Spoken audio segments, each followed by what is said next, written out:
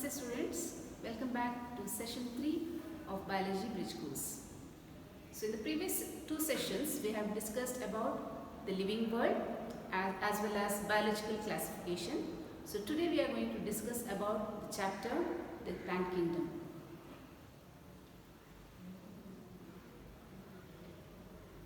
So before discussing about the characteristic features of kingdom Plantae, let us just discuss about the classification system. In biological classification, we had discussed in detail about the various systems of classification, and among them the most accepted system of classification is the five kingdom system of classification. So this five kingdom system of classification was proposed by R.H. Whittaker in the year 1969. As per this five kingdom system of classification, there are five different kingdoms. They are Kingdom Monera, Kingdom Protista, Kingdom Fungi, Kingdom Plantae and Kingdom Animalia. So in Kingdom Monera, the organisms that are included are usually prokaryotic cells. Kingdom Protista mainly includes the organisms which has eukaryotic cell. Kingdom Fungi has organisms which mainly has eukaryotic cell. Kingdom Plantae includes organisms that has eukaryotic cell, and even Kingdom Animalia has organisms that has or that are made up of eukaryotic cells. So when we come across these features, we come across two types of cells. They are prokaryotic cell and eukaryotic cell. Prokaryotic cell is a primitive type of cell which has got incipient or indefinite nucleus, whereas eukaryotic cell has got a prominent nucleus. So this is the main difference between a prokaryotic cell and a eukaryotic cell. In addition to this difference, there are various other differences that we are going to study in further classes. So let us now discuss about the general characteristic features of Kingdom Plantae. So Kingdom Plantae include plants that may be made up of single cell or that may be made up of many cells. So those plants or organism that is made up of single cell is usually considered as unicellular, and those plants that are made up of many cells are usually considered as multicellular. So each plant cell has a protoplasm which is mainly surrounded by a cell membrane as well as a cell wall. You have to remember this point, particularly in plant cell they have got two membranes. They are cell membrane as well as a rigid cell wall. So within the rigid cell wall there is a cell membrane, and within the cell membrane there is protoplasm. Protoplasm has definite and complete nucleus in the cell, because the plant cell is usually, or plant cell mainly consists of eukaryotic cell, and as we have discussed earlier, eukaryotic cell has got a definite nucleus or a prominent nucleus. So such cells that has got definite or complete nucleus or prominent nucleus is known as eukaryotic cell. So these organisms which are included under Kingdom Plantae, they can prepare their own food by process known as photosynthesis. So because of this ability of plants, the plants are usually considered as autotrophs. So we can also name them as producers. Plants are also called as producers of the biosphere because they are the only organism which captures the sunlight and produces food, so that all the other organisms and animals are dependent on that food. Now coming to the life cycle of plants. Life cycle of plants usually has two generations. One of the generation is haploid, the other generation is diploid. So based on the haploid and diploid generation, there are two types of generations. They are gametophytic generation and sporophytic generation. So usually gametophytic generation is haploid and sporophytic generation is diploid. Let us now move on to classification of Kingdom Plantae. So Kingdom Plantae is classified into five main divisions. Okay. So initially we will discuss how they are classified into 5 different divisions. So kingdom Plantae is mainly divided into algae as well as embryophyta. So algae are the primitive type of plants and they usually do not have a definite root system or shoot system. Embryophyta mainly includes those plants which can produce embryo. Subdivision embryophyta can again be further be divided into 2 types. There are 2 groups. They are bryophyta and tracheophyta. So bryophyta are a group of plants or they are the division of kingdom Plantae which are quietly well differentiated than algae. Coming to tracheophyta, tracheophyta includes all the plants, well differentiated plants that has got vascular bundles. So in your lower classes you have already studied about vascular bundles, that plants have vascular bundles. Vascular bundles are the type of tissues that mainly helps the plants in conduction of water and minerals as well as food. So for example, xylem as well as phloem. There are 2 main types of conducting tissues in plants and they altogether are considered as vascular bundles. So tracheophyta has or includes those plants which have got vascular bundles. So tracheophyta can again or further be divided into 3 groups. They are pteridophyta, gymnospermae and angiospermae. So kingdom Plantae has 5 divisions. They are algae, bryophyta, pteridophyta, gymnospermae and angiospermae. Now let us discuss about the general characteristic feature under each division. First, let us discuss about the division algae. As I told, algae are primitive form of plants which doesn't have a definite plant body. So algae are chlorophyll bearing, simple aquatic organisms. They may be unicellular and they may be found alone in their habitat or they may be found in group.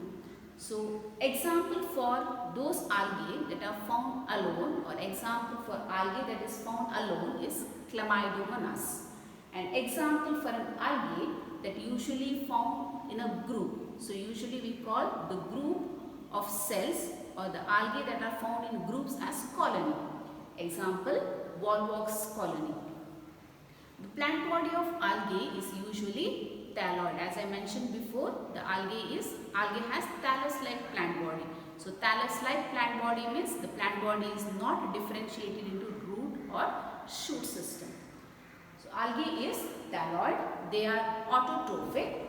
The cell wall of the algae is usually made up of cellulose. In addition to cellulose, there are certain other materials that are deposited within the cellulose cell wall. Coming to mode of reproduction in algae, algae can reproduce by any of the 3 modes of reproduction. They are vegetative method, asexual method as well as sexual method. And a vegetative method, the most common type of vegetative method the algae undergoes is fragmentation. And the type of asexual method that the algae undergoes is spore formation. But the algae can undergo 3 different types of sexual method. So there are 3 different types of sexual method that algae can undergo. They are isogamy, anisogamy and oogamy. Example for those algae that undergoes isogamy is Spirogyra. Algae that undergoes anisogamy is Chlamydomonas. Algae that undergoes oogamy is Volvox and Fucus. So regarding isogamy, anisogamy and oogamy, we will discuss in detail in the further classes. Now let us discuss about the classes of division algae with examples. Usually the division algae is categorized into 3 different classes based on the pigments present in them. So you know that pigment is nothing but the coloring agent or the coloring components that are present in algae or plants. So based on the pigments present in algae, algae are categorized into three classes. They are Chlorophyceae, Phaeophyceae and Rhodophyceae. So some of the examples under Chlorophyceae are Chlamydomonas, Volvox colony, Eulothrix, Spirogyra. Examples under Phaeophyceae, Ectocarpus, Dictyota, Fucus, Sargassum and Laminaria. Examples under Rhodophyceae, Polysiphonia, Porphyra, Gracilaria, Gelidium.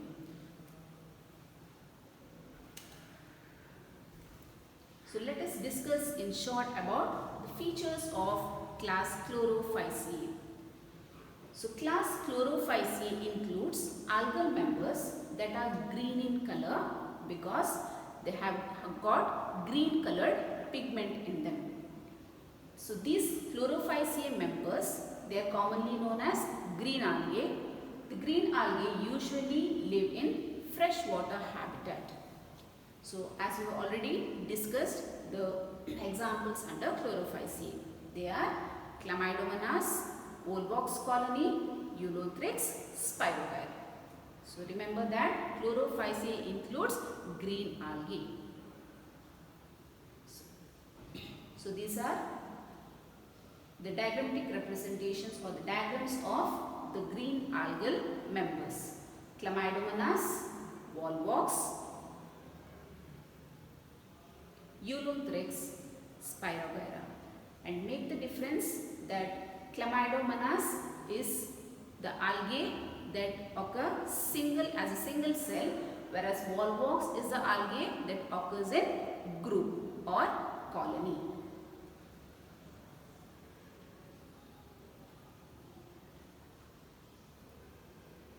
So next we'll move on to one more class under algae. So class Phaeophyceae. So members of class Phaeophyceae are commonly known as brown algae. They are named as brown algae because they have got brown colored pigment, and these algae are brown in color. They have got various shades of brown. So Phaeophyceae or Phaeophyceae members of brown algae, they usually are dwelling in seawater or they have marine habitat. So habitat is the dwelling place of the organism. Examples of Phaeophyceae are Ectocarpus, Dictyota, Fucus, Sargassum, Laminaria. So these are the diagrams of various types of brown algae: Ectocarpus, Dictyota, Fucus, Sargassum and Laminaria. Please observe these diagrams carefully, images carefully. Okay. Now let us discuss about one more class of algae, that is Rhodophyceae. So Rhodophyceae members are commonly known as red algae, that is mainly because of the color of the algae. So these algae are red in color and they have got red colored pigments. The habitat of this algae is usually marine or they are found in seawater. Examples of red algae: Polysiphonia, Porphyra, Gracilaria, Gelidium. So go through the images of the members of red algae: Polysiphonia, Porphyra, Gracilaria, Gelidium.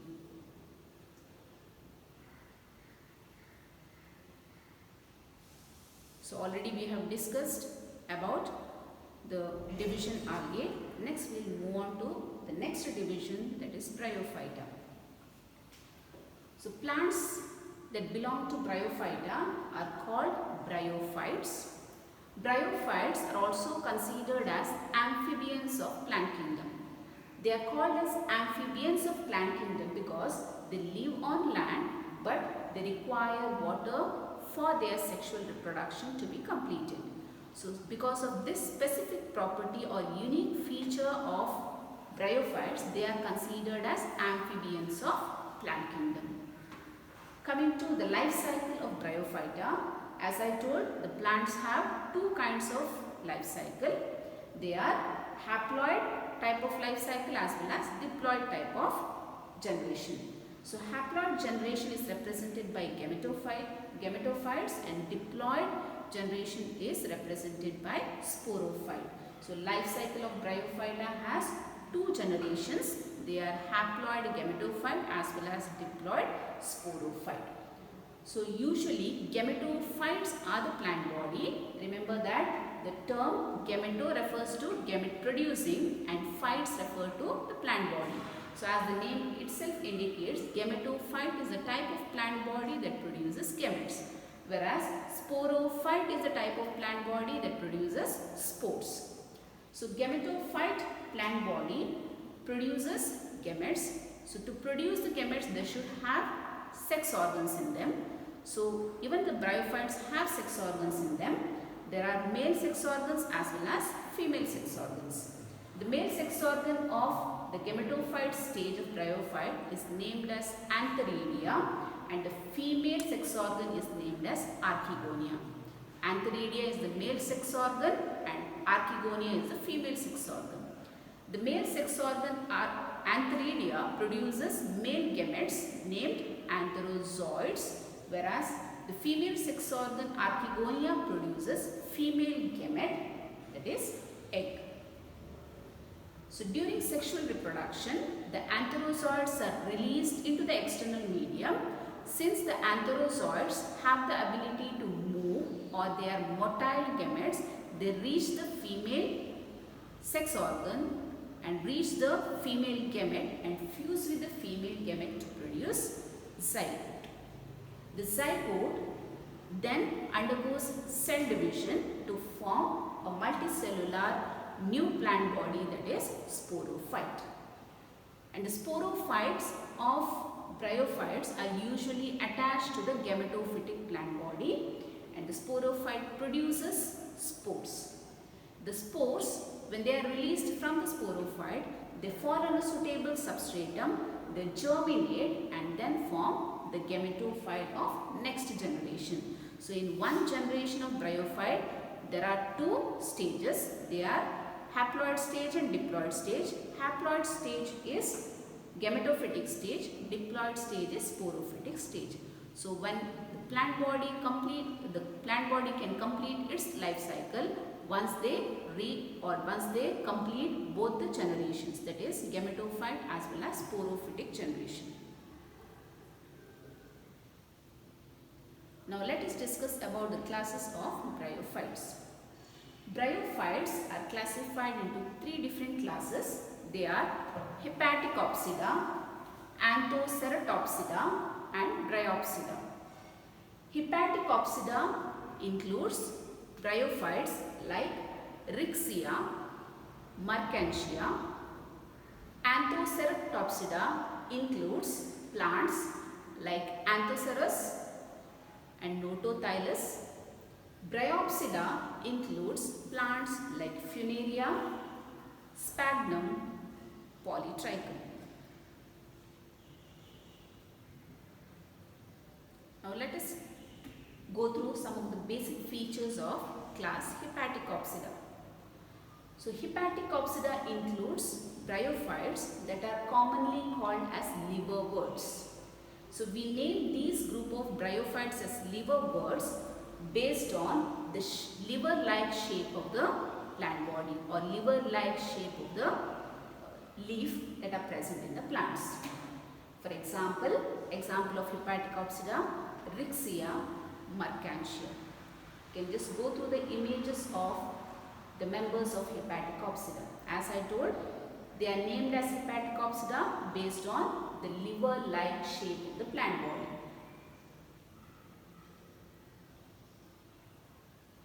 Next, let us move on to the next class under Bryophyta. They are Anthoceratopsida.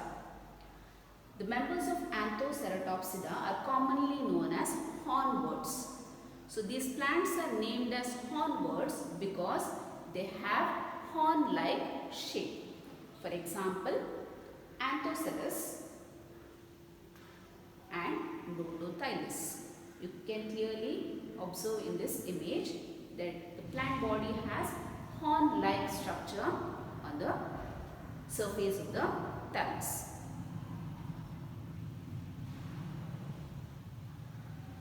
Next, let us move on to the next class under Bryophyta there, that is Bryopsida. So Bryopsida includes plants or bryophytes that are commonly called as mosses. They are called as mosses because of the soft carpet-like appearance of the plant body and that spreads in large number on the moist surface. Examples for Bryopsida include Funaria, Sphagnum, Polytrichum. Sphagnum, Polytrichum and Funaria. You might have observed this plant, or you can observe this plant especially on the damp wall or moist wall, and they are commonly found on the moist wall of the well. If you just observe the compound walls or the wells, near the wells or on the moist wall, we can see such bryophytes. So already we have discussed about two of the divisions under kingdom Plantae. They are algae and bryophytes. So let's move on to the next division under kingdom Plantae, that is Pteridophyta. So the members of Pteridophyta are commonly known as pteridophytes. So pteridophytes are the plants that have been appeared first on land. So all those plants that we have studied in the previous divisions, they are usually found on the moist surface, but these are the plants that are said to be appeared first on land. And these plants, that is pteridophytes, have vascular tissues called xylem and phloem, and the dominant plant body of pteridophyte is sporophyte. And the sporophytes have definite roots, stems and leaves. Majority of the sporophytes produce only one kind of spores within their spore-bearing structures known as sporangia. So those pteridophytes which produce only one kind of spores within their spore-bearing structure known as sporangia are called as homosporous pteridophytes. Remember that term homo refers to similar kind. So homosporous pteridophytes means pteridophytes which produces similar kinds of spores. But there are certain pteridophytes which can produce two kinds of spores. So such pteridophytes which produces two kinds of spores are usually referred as heterosporous pteridophytes. So pteridophytes includes homosporous and heterosporous pteridophytes. Homosporous produces only single kind of spores, whereas heterosporous pteridophytes can produce two kinds of spores.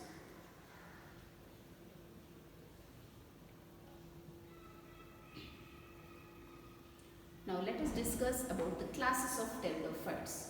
Pteridophytes are divided into four classes. They are Psilopsida, Lycopsida, Spanopsida and Pteropsida.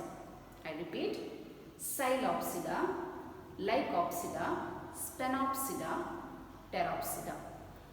Example for Psilopsida, Psilotum.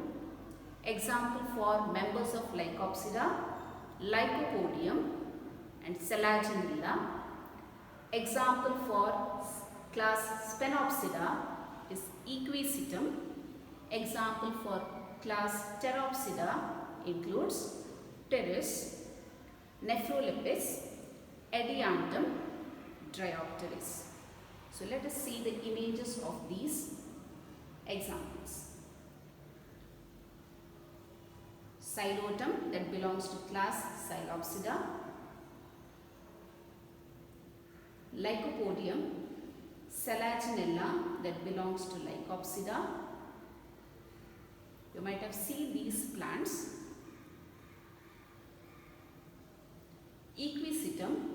that belongs to Spenopsida, and this equisetum is commonly called as horsetail because of the specific structure of the plant body. Nephrolepis, Pteris, Adiantum, Triopteris that belongs to Pteropsida. We usually call them as common ferns. You might have observed certain ferns near your place. So these are the plants that are included under pteridophytes. And this plant Adiantum is commonly known as walking fern. So we have already discussed about 3 different divisions in the kingdom Plantae. So let us move on to the next division, that is Gymnospermae. So Gymnospermae includes those plants that do not have or that produces seeds, but the seeds are not covered or enclosed. So we usually consider those plants that belong to Gymnospermae as naked seeded plants. So name itself indicates naked seeded plants, means the plants produce seed but seeds are not covered. The plant body of Gymnospermae is sporophyte. Gymnosperms are heterosporous. So what do you mean by heterosporous? Hetero refers to different kinds.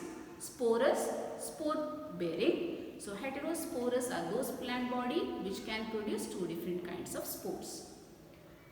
Gametophytes depend on sporophytes to complete their alternation of generation. As I told, all the members of under kingdom Plantae, they have 2 generations. One of the generation is gametophytic generation, the other generation is sporophytic generation, and always gametophytic and sporophytic generation are alternate to each other.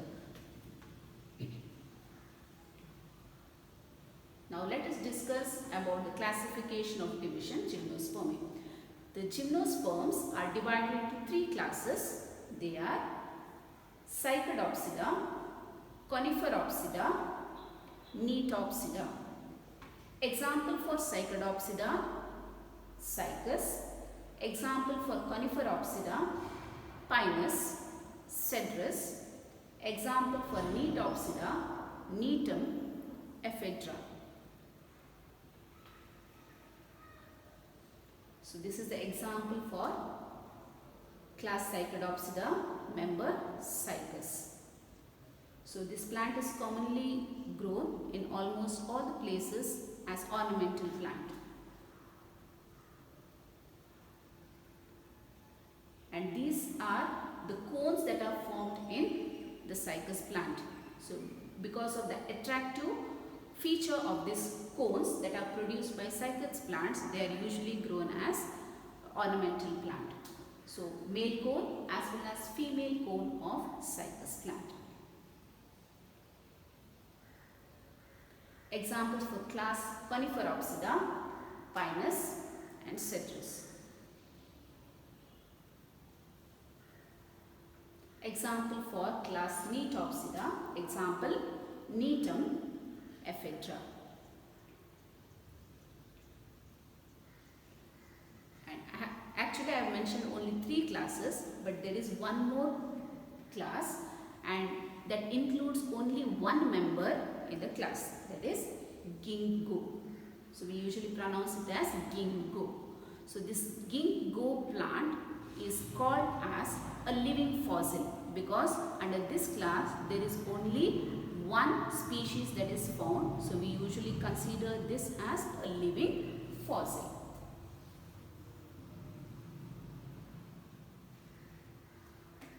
So next let us move on to the 5th division under kingdom Plantae, that is Angiospermae. So division Angiospermae includes the flowering plants that you most commonly see in your place. The flowering plants are usually called as angiosperms. The angiosperms are those plants that produce seeds and the seeds are enclosed within the fruit. So because of this particular feature of plant, they are distinguished from gymnosperms. Gymnosperms are the plants which can produce seeds, but seeds are not enclosed, whereas angiosperms are those plants that produce seeds and those seeds are enclosed within the fruit. The angiosperm has, or angiospermic plants have, a unique feature that is called double fertilization.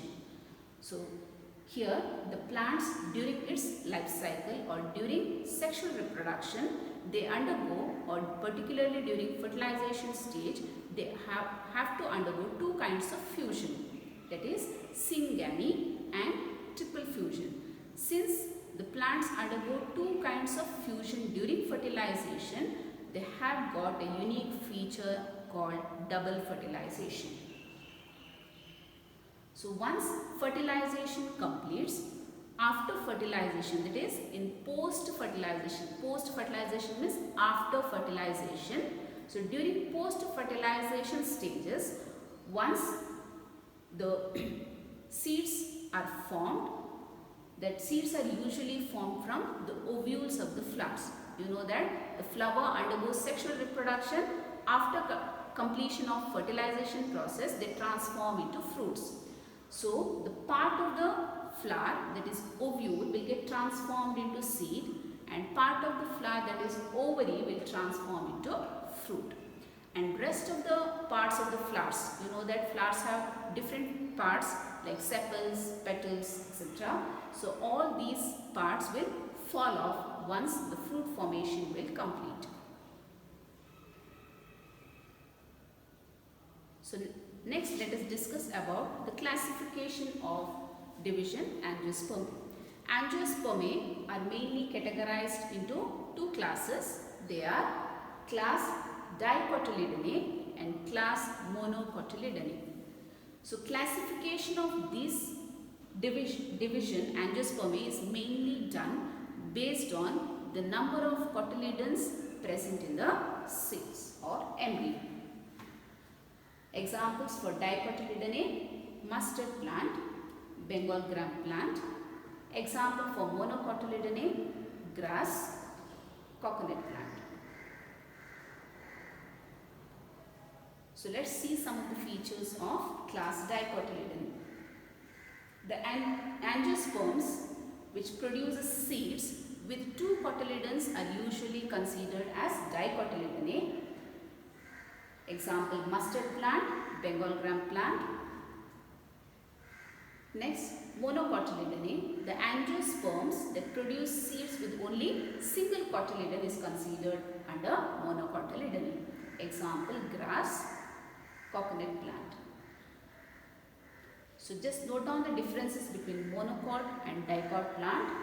So usually monocot and dicot plant, they are mainly differentiated based on the number of cotyledons present in their seeds. In addition to that, there are certain other distinguishing features or differentiating features between monocot plant as well as dicot plant. Monocot plant, as you have studied in your lower classes, monocot plant has got fibrous root system, dicot plant has got taproot system, and monocot plant usually produces flowers that have got 3 petals, whereas dicot plant produces flowers that may be having 4 or multiples of 4 petals, 5 or multiples of 5 petals. So this is the sectional weave of a typical flower. So we'll study the sectional weave in detail in the next or further chapters. So this is a model of sectional weave of a flower, which shows sepals, petals, stamens as well as carpels. These are the seeds of angiosperms. On what basis we categorize them into monocot plants as well as dicot plants. So monocot seed as well as dicot seed. Monocot seed has got only 1 cotyledon, dicot seed has 2 cotyledons in them. So this is an example for dicot plant. This is mustard plant, Bengal gram plant, These are examples for monocot plants, grass and coconut plant. Thank you. So in the next class we'll discuss about animal kingdom.